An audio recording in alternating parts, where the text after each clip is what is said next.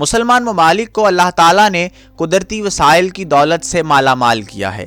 جہاں پر تیل اور گیس کے ذخائر مسلمان ممالک میں بھاری تعداد میں موجود ہیں، وہیں پر دنیا کے اہم تجارتی روٹس بھی مسلمان ممالک کے قبضے میں ہیں۔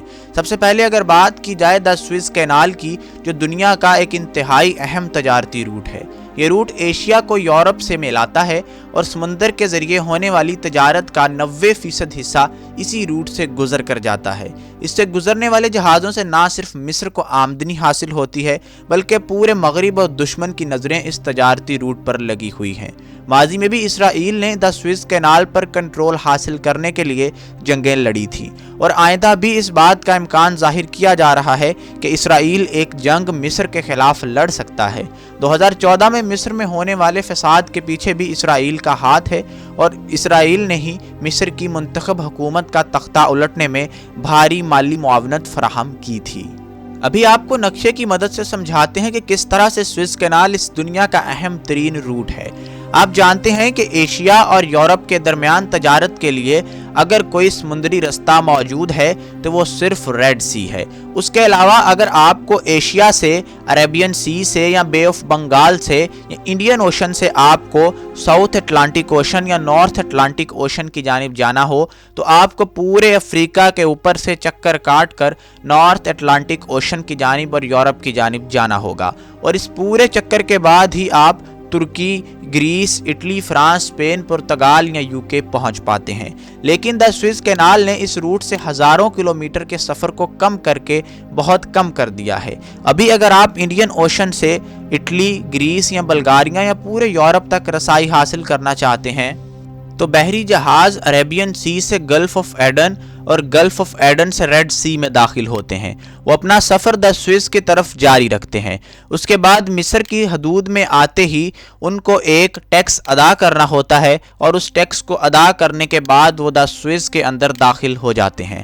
آپ کو نقشے پر سوئز بآسانی نظر آ رہی ہے۔ سوئز ایک ایسی انسان کی بنائی ہوئی نہر ہے جو دو سمندروں کو آپس میں ملاتی ہے۔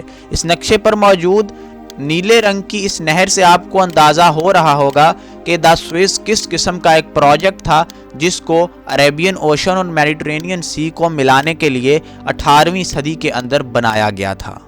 ریڈ سی سے جہاز سوئز میں داخل ہوتے ہیں، اور اس باریک سی نہر سے گزرتے ہوئے وہ میڈیٹرینین سی میں چلے جاتے ہیں، اور وہاں سے یورپ کی جانب اپنے سفر کو جاری رکھتے ہیں۔ اس طرح سے سوئز دنیا کے سب سے اہم سمندری تجارتی روٹ میں شمار کی جاتی ہے۔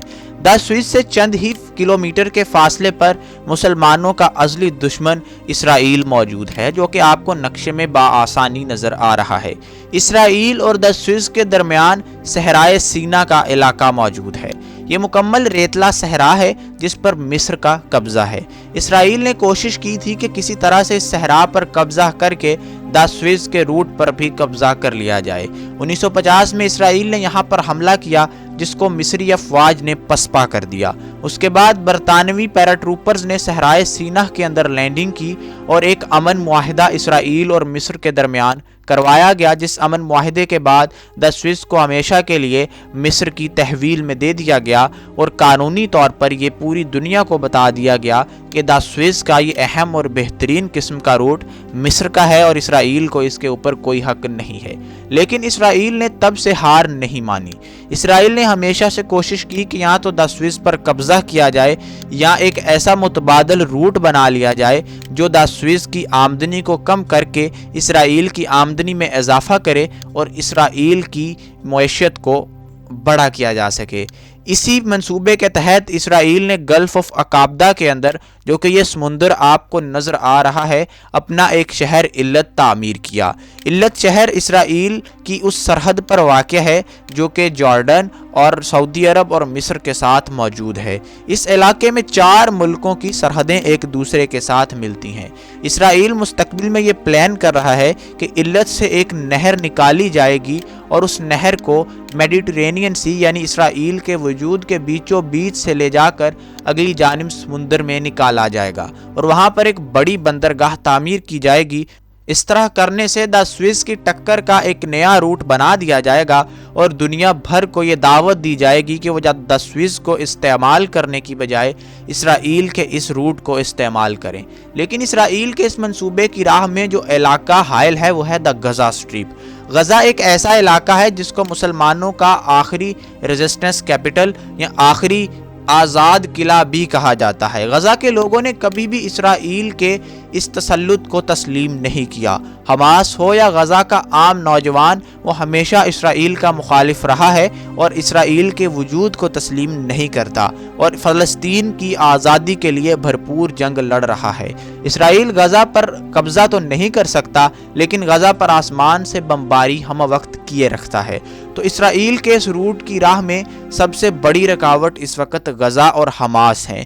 گزشتہ دنوں اسرائیل کے ڈیفنس منسٹر نے یہ کہتے ہوئے استعفیٰ دے دیا کہ اسرائیل غزہ کو ایک ناگن کی طرح پال رہا ہے اور یہ سانپ اسرائیل کو ایک نہ ایک دن کھا جائے گا۔ تو اس طرح سے آپ کے سامنے یہ واضح ہو گیا کہ دا سوئس اور اسرائیل کا آپس میں کیا تعلق ہے اور مسلمانوں کا ایک بڑا اہم تجارتی روٹ کس طرح سے اسرائیل کے آنکھوں میں چبھ رہا ہے اور اسرائیل اس کو حاصل کرنے کے لیے ماضی میں بھی کس طرح کے ہتھ کنڈے استعمال کرتا آیا ہے اور آئندہ بھی اسرائیل بھرپور پلاننگ کر رہا ہے کہ دا سوئس کو ناکارہ کرنے کے لیے یا اس پر قبضہ کرنے کے لیے کسی قسم کی کوئی سازش کی جائے۔ اور اسی سازش کے تحت اس نے مصر میں سے اسرائیل مخالف حکومت ختم کی اور ایک مارشل لاء کے ذریعے جنرل سیسی جو کہ اسرائیل کا حمایتی ہے اس کو حکومت دے دی گئی اور آج کل مصر پر وہی حکومت کر رہا ہے۔ ابھی دوسرے اہم روٹ باسفورس کا آپ کو بتاتے ہیں۔ باسفورس ترکی کے شہر استنبول کے نیچے موجود ہے۔ یہ وہ سمندری روٹ ہے جو کہ یورپ کو سینٹرل ایشیا کے ساتھ ملاتا ہے۔ اگر باسفورس کو ترکی بند کر دے تو یورپ اور مشرق وسطیٰ یعنی سینٹرل ایشیا اور مڈل ایسٹ کا آپس سے رابطہ سمندری اعتبار سے کٹ جائے گا۔ نقشے پر اس وقت آپ کو استنبول کا شہر بآسانی نظر آ رہا ہے۔ استنبول کے ایک جانب سی آف مرمرا ہے جو کہ پورے طور پر ترکی کے قبضے میں ہے اور اسی طرح اس روٹ کے دوسری جانب ایک بہت بڑا سمندر جس کو بلیک سی کہا جاتا ہے وہ موجود ہے۔ بلیک سی کو بہت سارے ممالک ٹچ کرتے ہیں جن میں Bulgaria, Romania, Ukraine, Russia, Georgia اور ترکی ہیں۔ یعنی کہ اگر ان تمام ممالک کو سمندر حاصل کرنا ہے یا سمندر سے تجارت کرنی ہے تو ان کو باسفورس کا روٹ ہی استعمال کرنا ہوگا۔ اس کے علاوہ ان کے پاس کوئی دوسرا متبادل نہیں ہے اور باسفورس مکمل طور پر ترکی کی ملکیت ہے اور استنبول شہر کے بیچوں بیچ سے یہ روٹ گزرتا ہوا جاتا ہے۔ نقشے میں آپ کو بآسانی نظر آ رہا ہے کہ کس طرح سی آف مرمرا اور بلیک سی کے درمیان ایک باریک سا سمندری رستہ ہے جو کہ استنبول شہر کے دونوں جانب واقع ہے۔ استنبول شہر بذات خود اس شہر کے اس سمندر کے دونوں جانب واقع ہے اور ایک جانب یورپ ہے اور دوسری جانب ایشیا ہے۔ یعنی استنبول کا مغربی حصہ یورپ میں آتا ہے اور استنبول کا مشرقی حصہ اس وقت ایشیا میں آتا ہے۔ تو یہ دنیا کا واحد شہر ہے جو کہ دو براعظموں اور جو دو سمندروں کے اوپر موجود ہے اور یہ ایک اہم تجارتی رستہ ہے جو کہ ترکی یعنی ایک مسلمان ملک کے قبضے میں ہے۔ اگر اس رستے کو بند کر دیا جائے تو سینٹرل ایشیا اور باقی دنیا کا سمندری رابطہ منقطع ہو جائے گا اور ان کے پاس کوئی ایسا دوسرا روٹ نہیں ہے۔ 1923 میں ہونے والے لوزان ایگریمنٹ کے بعد ترکی کو پابند کر دیا گیا تھا کہ وہ اس روٹ کو کبھی اپنی مرضی سے بند نہیں کر سکتا، لیکن آنے والے وقتوں میں اگر ترکی کے خلاف مغربی اگریشن برقرار رہی تو ترکی اس روٹ کو بزور شمشیر بند بھی کر سکتا ہے۔ مغربی اقوام کا ہمیشہ سے یہی خیال رہا ہے اور یہی کوشش رہی ہے کہ اس روٹ کو کھلا رکھا جائے اور ترکی کو اتنا ناراض نہ کیا جائے کہ وہ غصے میں آ کر اس روٹ کو بند کرے، کیونکہ اگر یہ روٹ بند ہوتا ہے تو رشیا کا دنیا سے سمندری رابطہ تقریباً منقطع ہو جائے گا۔ یہی وجہ ہے کہ رشیا کبھی بھی ترکی کے خلاف کوئی بڑا قدم نہیں اٹھا سکتا۔ ابھی آپ کو تیسرے بڑے سمندری روٹ کے بارے میں بتائیں گے جو کہ مراکش اور اسپین کے بالکل قریب موجود ہے۔ سلطنت عثمانیہ کے دور پر مسلمانوں کی مراکش اور اسپین یعنی ہسپانیہ دونوں علاقوں پر حکومت ہوا کرتی تھی اور یہ مکمل سمندر اس وقت مسلمانوں کے قبضے میں تھا۔ عثمانی افواج اس سمندر کے اوپر ہمیشہ پیٹرولنگ کرتی تھیں اور یہاں سے گزرنے والے جہازوں سے جزیہ یعنی ٹیکس لیا جاتا تھا۔ لیکن بعد میں یورپ نے اسپین کو تو مسلمانوں سے چھین لیا، لیکن مراکش آج بھی مسلمان حکومتوں کے پاس ہے، یعنی مسلمانوں کا علاقہ ہے۔ اگر آج بھی مسلمان اس علاقے کے اوپر اپنا ہولڈ مضبوط کر لیں تو یہاں سے گزرنے والی تجارت سے بھی مسلمانوں کو بہت زیادہ فوائد حاصل ہو سکتے ہیں۔ اسی طرح اگر پاکستان کی بات کی جائے تو پاکستان میں گزشتہ کئی سالوں سے سی پیک کا اور چین اس حوالے سے پاکستان میں بہت انٹرسٹڈ ہے۔